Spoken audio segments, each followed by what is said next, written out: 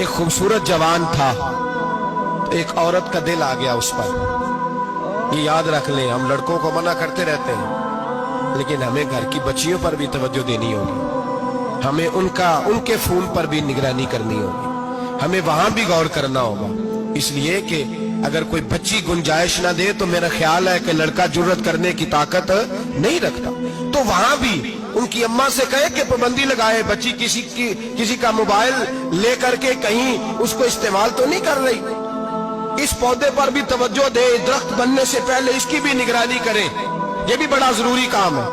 औरत का दिल आ गया तो नबी पाक अलैहिस्सलाम फरमाते उसने कोई बहाना लगाया, किसी को कहा कि उस नौजवान को बुला के लाओ, उसको कहो कि हमने कोई गवाही लेनी है तुझसे। वो नौजवान आया, एक कमरे में दाखिल हुआ तो अगले कमरे में ले गए, वहां दाखिल हुआ तो उससे अगले कमरे में ले गई, वो दाखिल हुआ तो इसी तरह 7 मुकफ्फल कमरों में ले गई।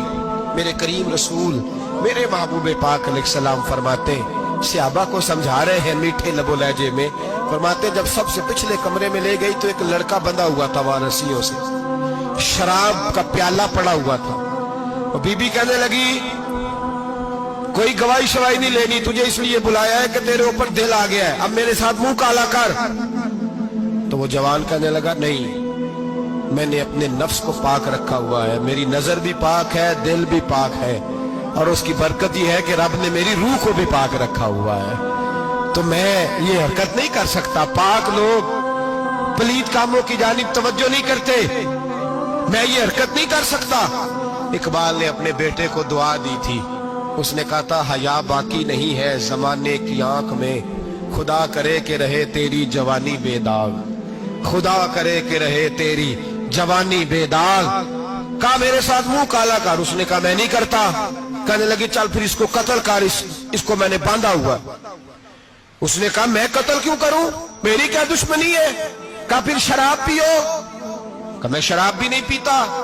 तो कहने लगी अब तो मैंने तुझे अपने चुंगल में फांस लिया है, अब तू यहां से बच के जा नहीं सकता, और अगर तू बाहर जाएगा तो मैं शोर करूंगी, लोग जमा करूंगी, इसने मेरी इज्जत आबरू पे हाथ डाला है, तो तू बच तो नहीं सकता, एक काम तो करना पड़ेगा। महबूब फरमाते उस नौजवान ने सोचा कि जिना भी बहुत बड़ा जुर्म है, कत्ल भी बहुत बड़ा गुनाह है, चलो अब मजबूरी है तो शराब पी लेता हूं। लेकिन वो समझा ना कि शराब तो बुनियाद है। उसने एक प्याला जो पिया, कहने लगा एक और दे दो, दूसरा पिया तो कहने लगा एक और दे दो। अब 3 प्याले 3 बोतलें शराब जो पी चुका तो खुमारी चढ़ गई। अब उस औरत के करीब जाने लगा कि मैं तेरे साथ जिना करूंगा। उसने कहा जब तक मैं करीब नहीं आने दूंगी जब तक तू इसे कत्ल न करे। उसने उसे कत्ल भी किया, जिना भी किया।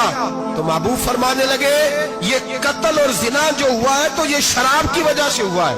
गोया शराब वो जुर्म है जो कत्ल भी कराएगी, जो जिना भी कराएगी। और अगर आप नशई को देखें, अगर आप शराबी को देखें, तो क्या वो डकैतियां नहीं करता फिरता, वो चोरियां नहीं करता, वो अपनी ही माँ का जेवर नहीं बेच आता, वो अपनी ही बहन का पड़ा हुआ जहेज नहीं बेच आता, वो अपने ही घर में डाके नहीं डालता, वो अल्लाह के घर मस्जिद में आकर के चोरी नहीं करता।